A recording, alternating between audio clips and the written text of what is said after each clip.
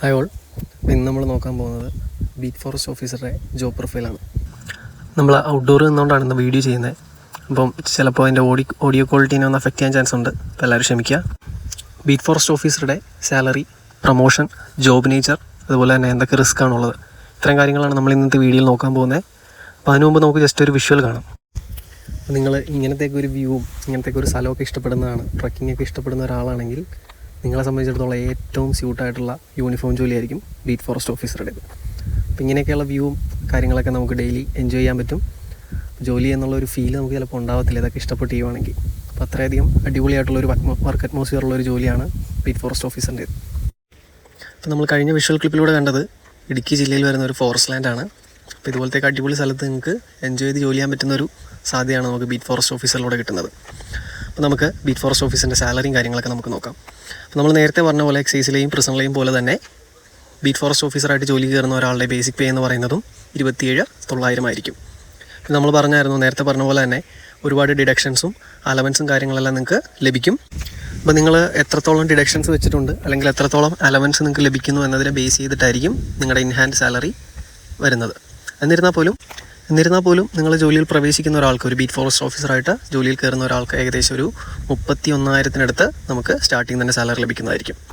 പിന്നെ ഫോറസ്റ്റ് ഡിപ്പാർട്ട്മെൻറ്റിൽ നിങ്ങൾക്ക് ഒരു അഡ്വാൻറ്റേജ് എന്താണെന്ന് വെച്ച് കഴിഞ്ഞാൽ, മറ്റ് ഡിപ്പാർട്ട്മെൻറ്റിൽ നിന്ന് വ്യത്യസ്തമായിട്ട് നിങ്ങൾ പബ്ലിക് ഹോളിഡേയ്സിൽ വർക്ക് ചെയ്ത് കഴിഞ്ഞാൽ അത് വേണമെങ്കിൽ നിങ്ങൾക്ക് ഒന്നെങ്കിൽ ലീവായിട്ട് എടുക്കാം, അല്ലെങ്കിൽ നിങ്ങൾക്ക് സാലറി ആയിട്ട് ക്ലെയിം ചെയ്യാൻ സാധിക്കുന്നതാണ്. അപ്പോൾ അങ്ങനെ ചെയ്യുമ്പോൾ തന്നെ നമുക്ക് നല്ലൊരു സാലറിയിലൊരു ഒരുപാട് വർധനവ് അല്ലെങ്കിൽ പോലും നമുക്ക് മറ്റ് യൂണിഫോം പോസ്റ്റിൽ ലഭിക്കുന്നതിൽ നിന്നും കുറച്ചൊരു വർധനവ് ബീറ്റ് ഫോറസ്റ്റ് ഓഫീസറിലെ സാലറിയിൽ ഉണ്ടായിരിക്കുന്നതായിരിക്കും. അടുത്ത നമുക്ക് ബീറ്റ് ഫോറസ്റ്റ് ഓഫീസറിൻ്റെ പ്രൊമോഷൻ സാധ്യതകൾ എന്തൊക്കെയാണെന്ന് നോക്കാം. നിങ്ങൾ ബീറ്റ് ഫോറസ്റ്റ് ഓഫീസറായിട്ട് ജോലിയിൽ പ്രവേശിക്കുന്ന ഒരാളാണെങ്കിൽ നിങ്ങൾക്ക് ലഭിക്കാൻ പോകുന്ന അടുത്ത പ്രൊമോഷൻ എന്ന് പറയുന്നത് SFO അഥവാ സെക്ഷണൽ ഫോറസ്റ്റ് ഓഫീസർ ആയിരിക്കും.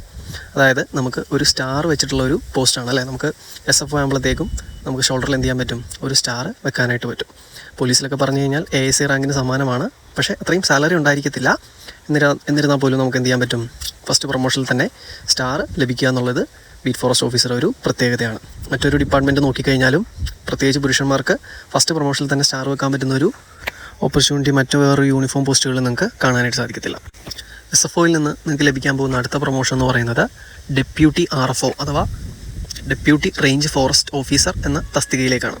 അപ്പോൾ നമ്മൾ പോലീസിൽ പറഞ്ഞു കഴിഞ്ഞാൽ SIക്ക് സമാനമായിട്ടുള്ള ഫോറസ്റ്റ് ഡിപ്പാർട്ട്മെൻറ്റിലെ പോസ്റ്റാണ് ഡെപ്യൂട്ടി RFO എന്ന് പറയുന്നത്. അതായത് നമുക്ക് ഷോൾഡറിൽ 2 സ്റ്റാർ വെക്കാനായിട്ട് പറ്റും. അത് മാത്രമല്ല ഒരു സ്റ്റേഷൻ്റെ ചാർജ് നമുക്കായിരിക്കും ലഭിക്കുക. അപ്പോൾ നോക്കി നമുക്ക് രണ്ടാമത്തെ പ്രൊമോഷനിൽ തന്നെ 2 സ്റ്റാർ വെക്കാൻ പറ്റുക, ഒരു സ്റ്റേഷൻ്റെ ചാർജും കിട്ടുക അല്ലേ. അപ്പോൾ ഇത്രയൊക്കെ ഒരു ഓപ്പർച്യൂണിറ്റി ഉള്ള വേറെ യൂണിഫോം പോസ്റ്റ് നിങ്ങൾക്ക് ഇറങ്ങി കാണാനായിട്ട് പറ്റത്തില്ല. ഇതൊക്കെ നമുക്ക് ബീറ്റ് ഫോറസ്റ്റ് ഓഫീസിൽ മാത്രം കാണാൻ പറ്റുന്ന പ്രത്യേകതകളാണ്. അതുപോലെ തന്നെ ഡെപ്യൂട്ടി RFOയിൽ നിന്ന് നിങ്ങളുടെ അടുത്ത പ്രൊമോഷൻ എന്ന് പറയുന്നത് RFO അഥവാ റേഞ്ച് ഫോറസ്റ്റ് ഓഫീസറാണ്. നമ്മുടെ ഷോൾഡറിൽ 3 സ്റ്റാറുകൾ വരും. പോലീസിൽ പറഞ്ഞു കഴിഞ്ഞാൽ സർക്കിൾ ഇൻസ്പെക്ടർ അഥവാ CIക്ക് സമാനമായിട്ടുള്ള ഫോറസ്റ്റ് ഡിപ്പാർട്ട്മെൻറ്റിലെ പോസ്റ്റാണ് RFO എന്ന് പറയുന്നത്. ഒരു ഗസറ്റഡ് പോസ്റ്റാണ്. ഒരു റേഞ്ചിൻ്റെ മൊത്തം അധികാരം നിങ്ങൾക്കായിരിക്കും ലഭിക്കുക. അതുകൊണ്ട് തന്നെ ധാരാളം ഉത്തരവാദിത്തങ്ങളും അതുപോലെ തന്നെ പവർഫുൾ ആയിട്ടുള്ളൊരു പോസ്റ്റാണ് എന്തെന്ന് പറയുന്നത് RFO അഥവാ റേഞ്ച് ഫോറസ്റ്റ് ഓഫീസർ എന്ന് പറയുന്നത് അല്ലേ. അപ്പോൾ നമുക്ക് നോക്കിയാൽ മൂന്നാമത്തെ പ്രൊമോഷനിൽ തന്നെ നമ്മൾ ഗസറ്റഡ് പോസ്റ്റിലേക്ക് എത്തുകയാണ്. അപ്പോൾ ഇതും മറ്റൊരു യൂണിഫോം പോസ്റ്റിൽ നമുക്ക് കാണാൻ പറ്റാത്തൊരു പ്രത്യേകതയാണ്. അപ്പോൾ RFOയിൽ നിന്ന് അടുത്ത് ലഭിക്കാൻ പോകുന്ന പ്രൊമോഷനാണ് ACF അഥവാ അസിസ്റ്റൻറ്റ് കൺസർവേറ്റർ ഓഫ് ഫോറസ്റ്റ് എന്ന് പറയുന്നത്. അതിനുശേഷം ലഭിക്കുന്ന പ്രൊമോഷനാണ് DCF അഥവാ ഡെപ്യൂട്ടി കൺസർവേറ്റർ ഓഫ് ഫോറസ്റ്റ് എന്ന് പറയുന്നത്. അപ്പോൾ സാധാരണ രീതിയിൽ സർവീസിൽ കയറുന്ന ആൾക്കാരൊക്കെ വളരെ കുറച്ച് മാത്രമാണ് ACFും DCF ഒക്കെ ആവുന്നത്. എന്നാൽ പോലും വളരെ ചെറിയ ഏജിലൊക്കെ നിങ്ങൾ ബീറ്റ് ഫോറസ്റ്റ് ഓഫീസറായിട്ട് സർവീസിൽ കയറുന്ന ആളാണെങ്കിൽ നിങ്ങൾക്ക് ACFും DCF ഒക്കെ വരെ എത്താൻ സാധിക്കുന്നതാണ്. അത് മാത്രമല്ല ഭാഗ്യമുണ്ടെങ്കിൽ നിങ്ങൾക്ക് IFS അഥവാ ഇന്ത്യൻ ഫോറസ്റ്റ് സർവീസ് കൺഫേർഡ് ചെയ്യാനായിട്ടുള്ള ഓപ്പർച്യൂണിറ്റിയും ഭാഗ്യമുണ്ടെങ്കിൽ ലഭിക്കുന്നതായിരിക്കും. ഇതിൻ്റെ മുകളിലോട്ടും പ്രൊമോഷനും കാര്യങ്ങളൊക്കെ ഉണ്ട്. DFO അഥവാ ഡിവിഷണൽ ഫോറസ്റ്റ് ഓഫീസർ, CCF അഥവാ chief conservator of forest, PCCF. അപ്പോൾ ഇതൊക്കെ നോർമലി UPSC നടത്തുന്ന IFS കേഡറിലുള്ള ആൾക്കാരാണ് വരുന്നത്. നോർമലി PSC എഴുതി വരുന്ന ആൾക്കാരും ഈ പോസ്റ്റിലേക്ക് എത്താറില്ല. അപ്പോൾ അടുത്തായിട്ട് നമുക്ക് ഇതിൻ്റെ ജോബ് നേച്ചർ എന്തൊക്കെയാണെന്ന് നമുക്ക് നോക്കാം. ഫസ്റ്റ് വൺ എന്ന് പറയുന്നത് നമുക്ക് ഫീൽഡ് വർക്കും വരുന്നുണ്ട്, അതുപോലെ തന്നെ ഓഫീസ് വർക്കും വരുന്നുണ്ട്. അപ്പോൾ കൂടുതലും ഫീൽഡ് വർക്കായിരിക്കും.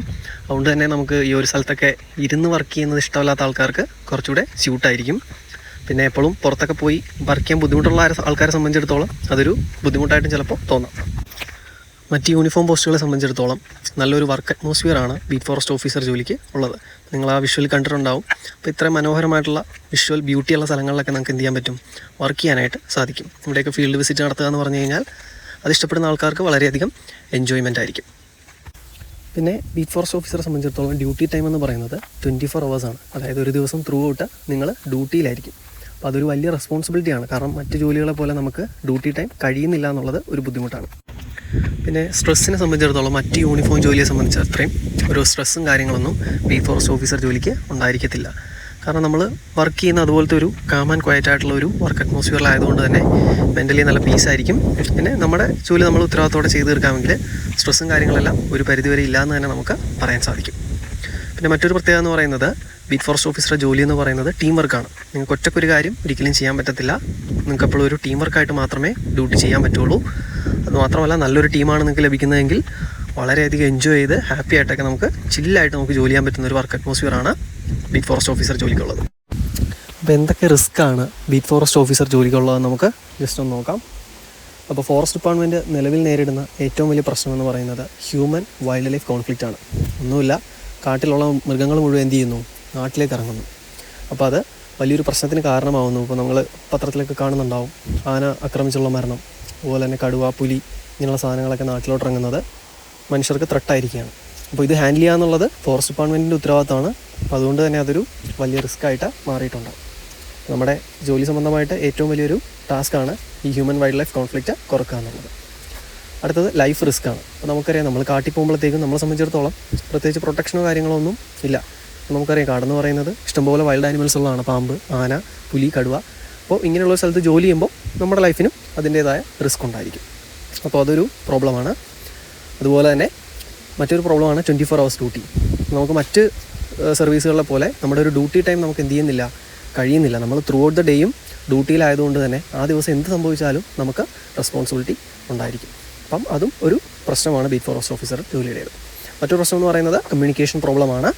നമുക്ക് ചിലപ്പോൾ റേഞ്ച് ഇല്ലാത്ത സ്ഥലത്തൊക്കെ പോയി ഡ്യൂട്ടി എടുക്കേണ്ടതായിട്ട് വരും.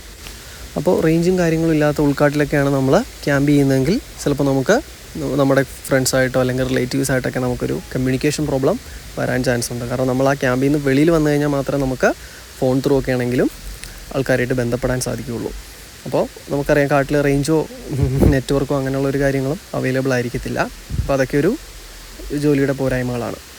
പക്ഷേ എന്നിരുന്നാൽ പോലും ഇതൊക്കെ നമുക്ക് ഒന്ന് മാനേജ് ചെയ്ത് വൈൽഡ് ലൈഫൊക്കെ ഇഷ്ടപ്പെടുന്ന ആൾക്കാർക്ക് ഏറ്റവും സ്യൂട്ടായിട്ടുള്ള ജോലി എന്ന് പറയുന്നത്, യൂണിഫോം ജോലി എന്ന് പറയുന്നത് ബീറ്റ് ഫോറസ്റ്റ് ഓഫീസറുടെ ആയിരിക്കും. നമുക്ക് ഒരുപാട് കാര്യങ്ങളൊക്കെ എൻജോയ് ചെയ്യാൻ പറ്റും. അതുപോലെ തന്നെ ഫോട്ടോഗ്രാഫി അങ്ങനെയുള്ള കാര്യങ്ങളൊക്കെ ഇഷ്ടമുണ്ടെങ്കിൽ അതൊക്കെ അത്യാവശ്യം എക്സ്പ്ലോർ ചെയ്യാൻ പറ്റുന്ന ഒരു ജോബ് അറ്റ്മോസ്ഫിയറാണ് നമുക്ക് ബീറ്റ് ഫോറസ്റ്റ് ഓഫീസറിലൂടെ ലഭിക്കുന്നത്. അപ്പോൾ ഇന്ന് ഇത്രയും കാര്യമാണ് നമുക്ക് വീഡിയോയിലൂടെ ഷെയർ ചെയ്യാനുള്ളത്. അപ്പം വീഡിയോ ഇഷ്ടമായി കഴിഞ്ഞാൽ ലൈക്ക് ചെയ്യുക, ചാനൽ സബ്സ്ക്രൈബ് ചെയ്യുക. ഇനി നിങ്ങൾക്ക് എന്തെങ്കിലും ഡൗട്ടോ കാര്യങ്ങളോ ഉണ്ടെങ്കിൽ കമൻറ്റായിട്ട് ചോദിച്ചു കഴിഞ്ഞാൽ റിപ്ലൈ തരുന്നതായിരിക്കും. Okay, thanks for watching. By.